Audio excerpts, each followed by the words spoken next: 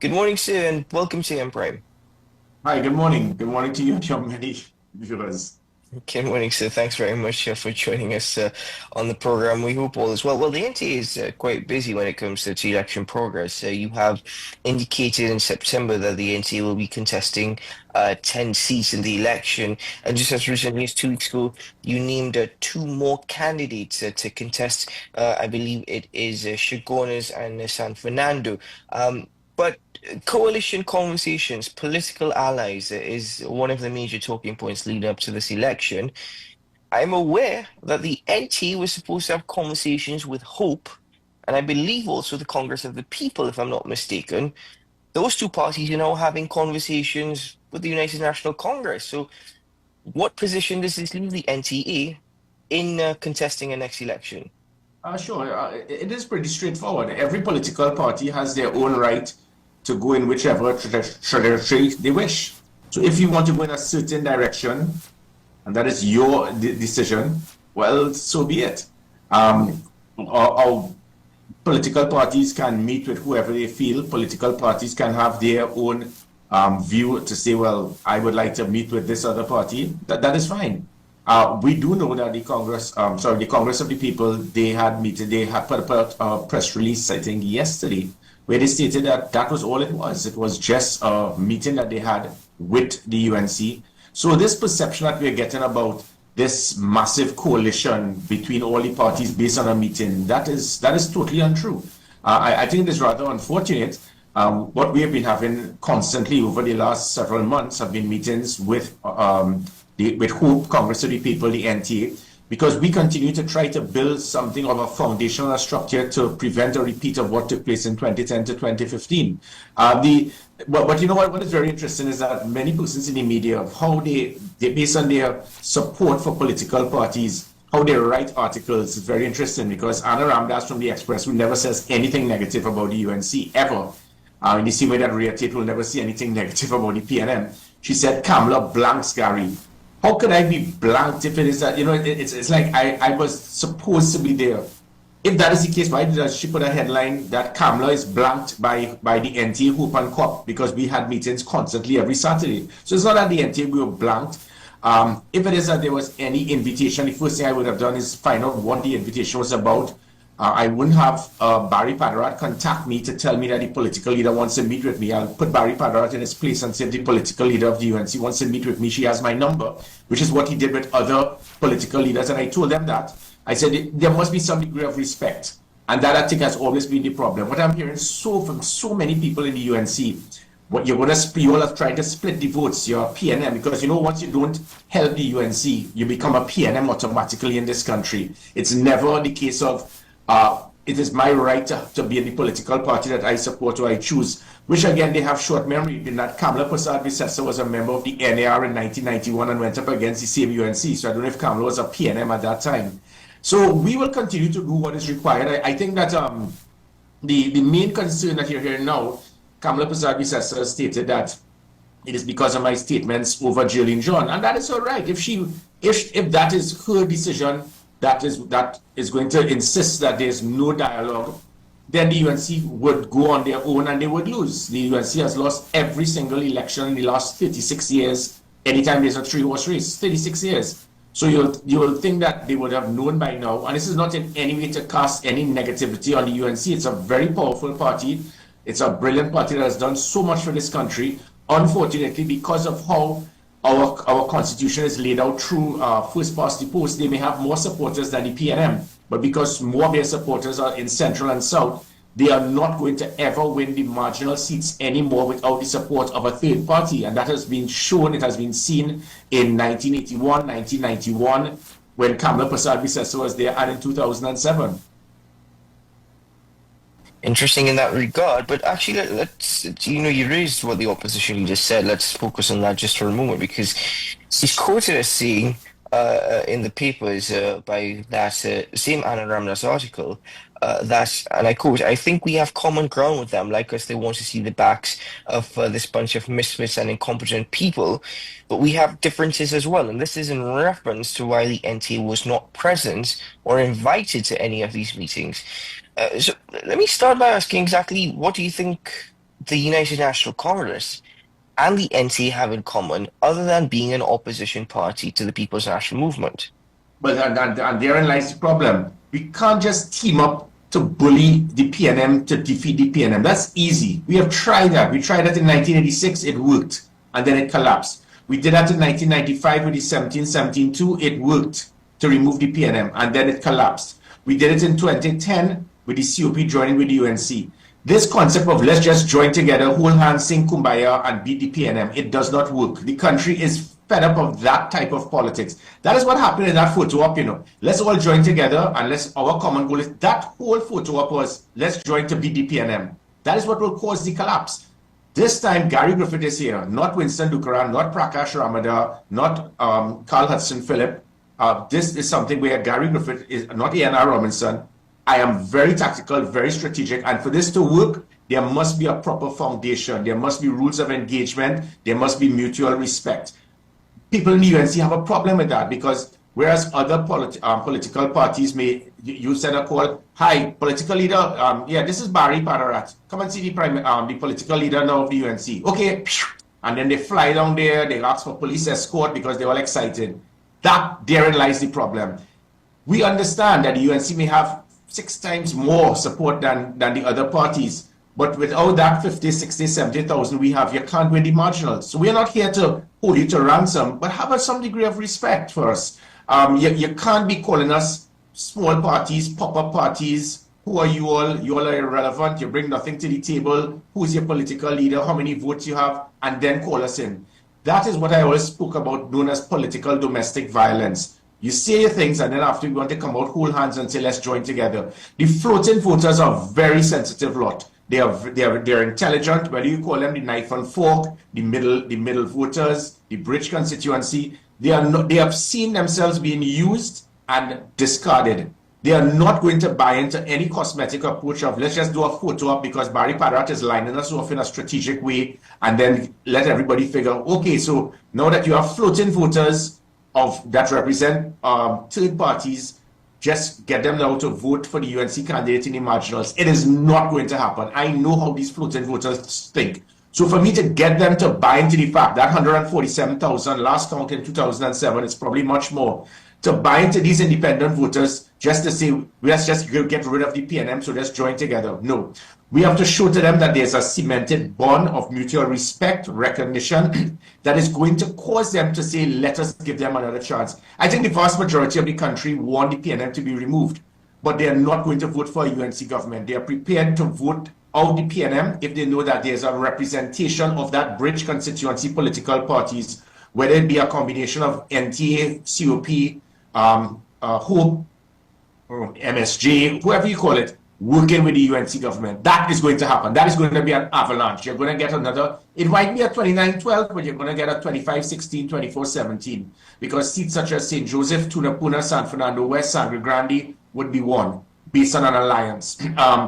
If it is that we continue to go down this road, what usually happens is that the PNM will win more seats because they will end up winning seats such as Samoa Barataria, that's presently held by the UNC. They will win Chaguanas East. They will win Maruga, and they will win probably Point-a-Pierre. So it will go back to 26-15, which will be identical to 2007. So I think that, again, going back to the main issue where Kamala Prasad-Bissessar said that it's based on my comments about Julie John. That is all right if she feels so. But my comments about Julie John have not been nasty. It has not been bitter. It has been factual. I said that I have a concern if someone continues to insist that the UNC goes alone, because if they go alone, it will help the PNM win. If that is seen as something of disrespect, well, my humble apologies. But what is amazing is that you're upset for me saying something and then you have done exactly what I said, because you have now brought in the third parties knowing fully well that you need them to help you win. So you're upset with me because I spoke the truth. That has always been my problem, Gary Griffith stays on track. He speaks the truth. He said he's not going to lie in the matter with Anand Ramlogan and David West. You get fired as a minister for insisting you speak the truth. Gary Griffith says, as Commissioner of Police, I am not going to arrest political opponents just because you appointed me as Commissioner. He gets fired as Commissioner. speaking the truth is a very dangerous thing in politics in this country. You lose your job or you don't get political affiliations with other parties. So I said that about Julian John. And again, it was based on my fact of what I understand the ground of politics. If it is that the UNC goes alone, which is Julian John was insisting on, how could that be seen as being nasty, being aggressive? Whereas you refer to me as a failure, you'll question us, you'll call us pop-up parties. That is okay. But if I state that Julian John was insisting that the UNC goes alone, how dare I? And what is even more interesting is that you have other persons that you have invited who have said the nastiest things about you and your political party on a daily basis, and it's okay. You have a union leader that I think he dragged a coffin to mimic you, and that is okay.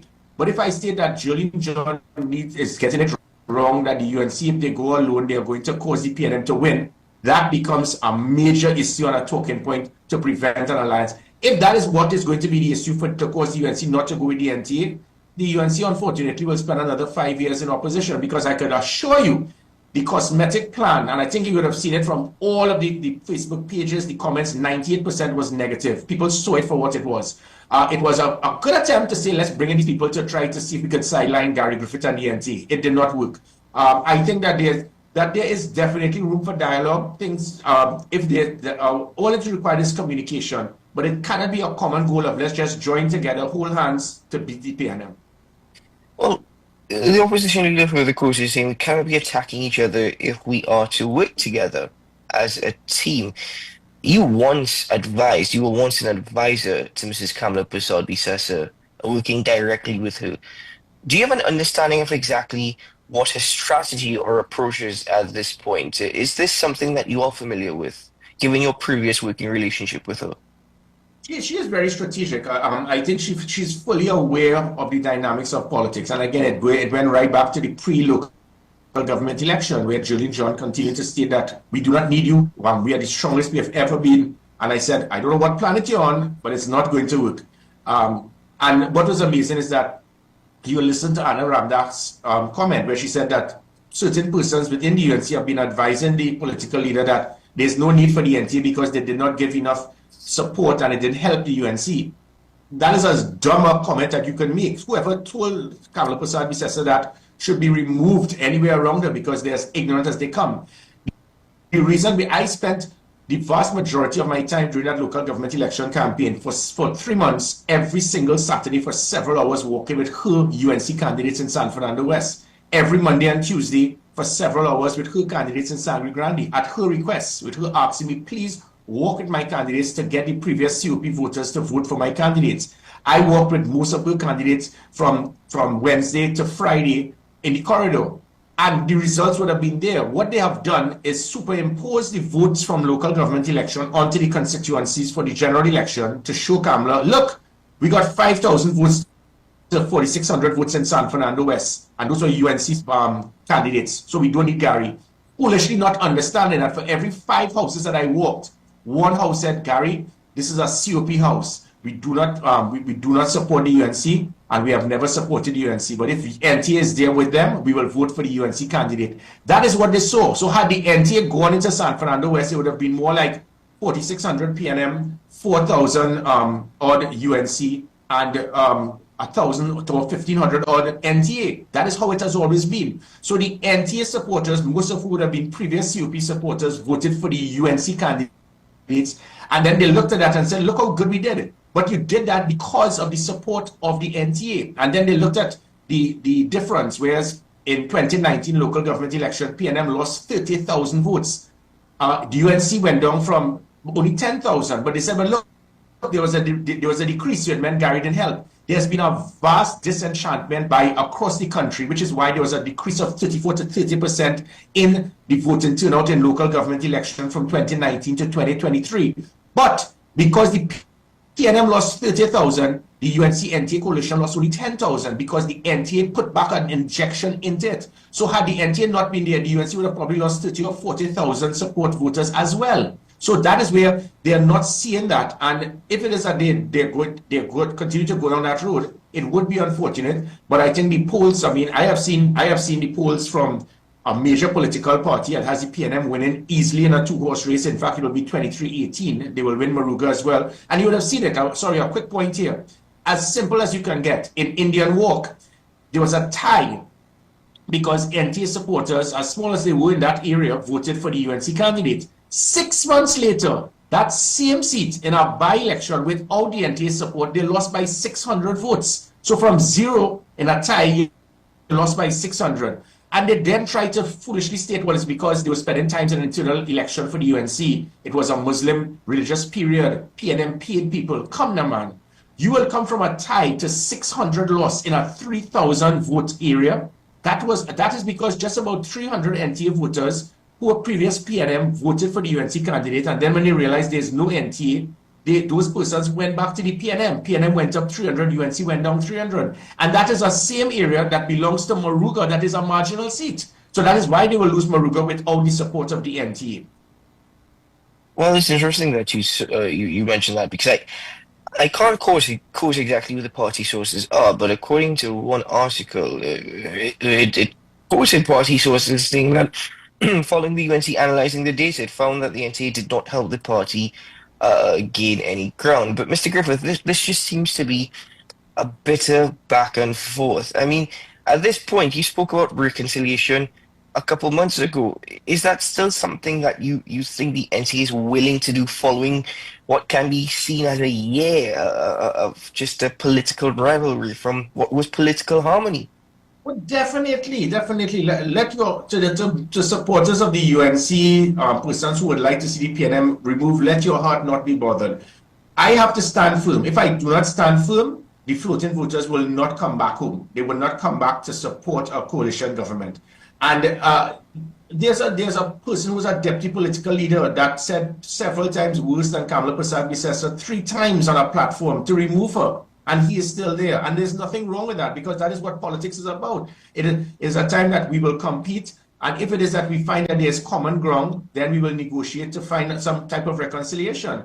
And that is what will take place. If there's no reconciliation, if for example, you bring in somebody from another political party and he continues to say the nastiest things about persons and their families and their wives, the NTA will not have any part to do with that type of politics because why bother to remove Keith Rowley and Fitzgerald Hines when it is you have that type of politics which bringing someone that every single comment they make is not about productivity, not about policies, not about making this a better country, but try to say nasty things to attack and discredit and destroy and speak about people's wives and speak about people's children. If that is what the UNC wants to go with, the NTA will be in a different direction. So there can be certain situations that will make it non-negotiable. But I think again, if it is that the NTA worked closely with the UNC in the local government election, we defeated, we got 70,000 odd votes more than the PNM, or 60,000, sorry. That is a massive defeat. So it shows the rationale behind it.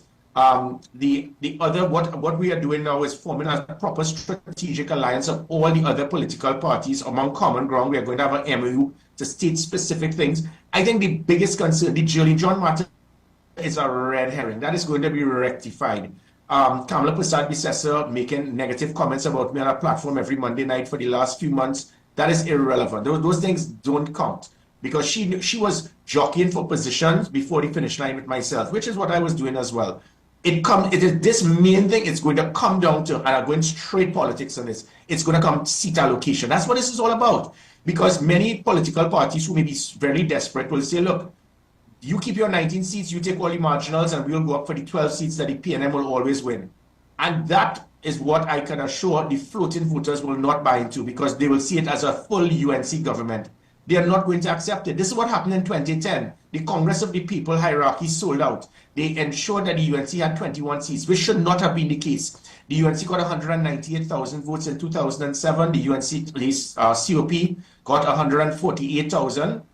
A 50,000 difference, it meant that we should have shared the seat allocations. They did not do that. They gave UNC 21 and the COP took 6 winnable seats. So when the UNC got their 21, the very next day, the partnership collapsed because the UNC realized, I got 21, I don't need you.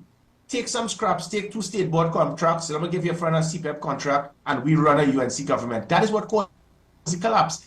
I am trying my best to try to get persons to understand that if we go down that road again, The UNC keeps your 19 seats, which I understand, you earn it, you have it, which is the same thing I did in local government election. I did not ask for any seat that the UNC had. In fact, I said, give me the 31 hardest seats that you have never won, which is what I did to prove our worth. And what happened is that we cut every single seat, and that those 31 safest PNM seats in Port of Spain, Diego Martin, Arima, Tunapuna, and we cut that by 35 to almost 80%. So things that PNM would have been beaten UNC by 1,200 votes, Lupino and so forth. With PNM ended up, they won by about 150 votes. And that is a party in less than a year. So this is the same situation that we will now go into. If the UNC says they take their 19 seats, but they want St. Joseph, Tunapuna, Lupino, Arima, Davao, Omera, La Joquita, Talparo, Sangre Grande, San Fernando, West, you're going to take the 8 other seats that are possibly winnable. Those are the 8 marginals. 19 plus 8 is the 27.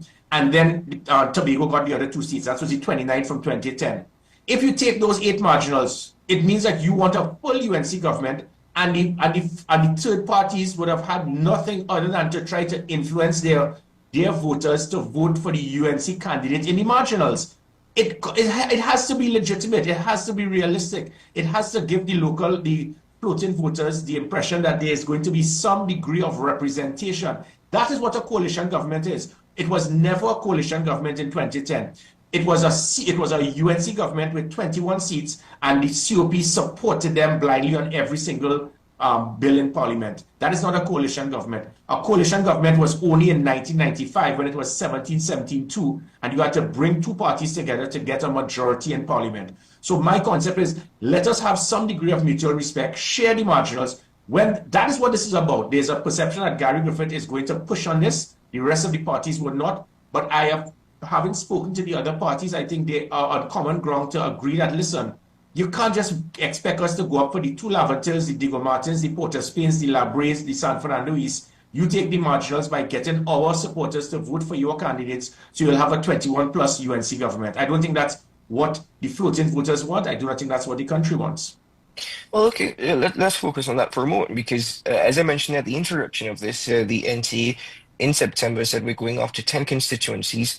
You've named custodian for those constituencies, and a couple of weeks ago you named 2 more candidates.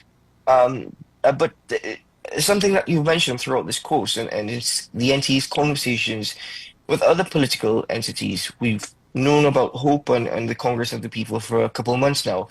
But in relation to those other entities whom this MOU is going to be signed with, you mentioned MSJ. Is that one of the parties the NTA has had consultations, meetings with? What about Michaela Pandey and the Patriotic Front? Would you be willing to work with Michaela Pandey and the Patriotic Front? Well, I see the UNC have copied the exact line that I have used, the exact word, where I said that we are willing to work and have conversations with anyone who has the same degree of visions, principles, and direction. Exact words that I use is what was used last week. So they're doing well. It's good that they're watching and listening to what the NT has to say. So if there's any other political party that has the same visions, the vision, the principles, the ideologies of the NT, we will have conversations with them. We have not conversed yet with the MSJ, but I have spoken to certain persons in union movements, NGOs, and this is not just about political parties. This is about trying to unite Trinidad and Tobago. My concept as a political leader, you cannot expect people to believe that if you do not have the capability to unite external bodies outside of who you lead, how can you expect us to believe that you could unite a country? And that is where I have started, where my intention is to try as much as possible to unite different political parties. It is very difficult because everyone has different views, different directions, different goals, but it is working.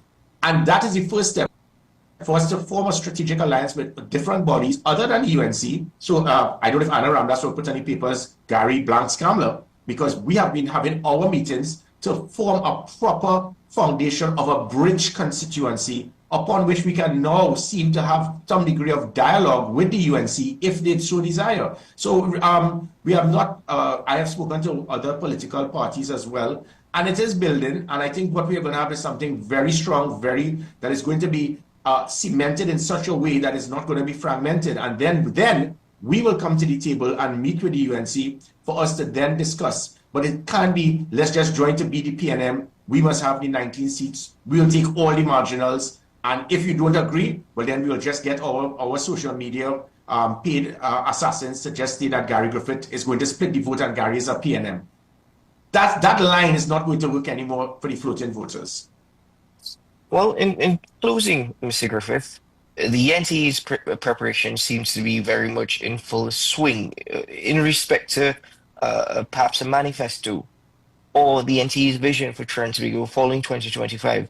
Would we learn more following, a better understanding of this MOU that quite possibly might be signed? Or what direction are we heading with respect to the NTA and a manifesto, a vision for Trinidad and Tobago? Yeah, definitely. The manifesto has been the most comical thing I've seen for the last few years in this country. Let's build, we're going to give you promises. We're going to build more police stations. We're going to build better roads. We're going to build hospitals. It's the same old, same old. No cost benefit analysis, nothing to analyze if there's justification, nothing at all. We just make all these wild, empty promises that is going to extract billions out of our treasury. You're not going to get the value for it because there was no proper research to understand the relevance for it, how it is we're going to maintain it, if it is that we have the training, the support, the personnel, the requirements, the demand, nothing. It's just empty promises. So we're not manifesto hunting. What we are putting is a strategic roadmap towards the transformation of Trinidad and Tobago, where it's over 180 of the best minds that in the country that are not politically affiliated, and they've been able to put a structure for us to transform health, education, the economy, sport, culture, local government, and national security. What you're going to see in national security, jump by jump, there's a perception that the NT is national security driven. Let me tell you something. Without proper security, there's nothing else. That is your most fundamental right. It is because of poor security now in the country that everything is collapsing. The economy, treasury, education, health, people are migrating, businesses are closing, costs going up because of increased security costs, kidnapping, extortion, home invasion. What you are going to see, yes, as a Minister of National Security, it was the highest reduction in serious crime in 31 years. As Commissioner, highest reduction in 17 years. That was nothing to what you are going to see in the very near future in the NTA's concept to transform national security in this country. You're going to see plans, policies, units, technology never seen before in the history of the Caribbean that I promise you that if and when we get in government, we are going to transform security and make Trinidad and Tobago safe again. Well, make Trinidad and Tobago safe again. That's a line that sounds very familiar. But Mr. Griffith, thanks very much for your time this morning. Thank you for joining us on the program. We still look forward to that policy document, that roadmap to transformation, as you mentioned. Thank you very much, sir. Pleasure.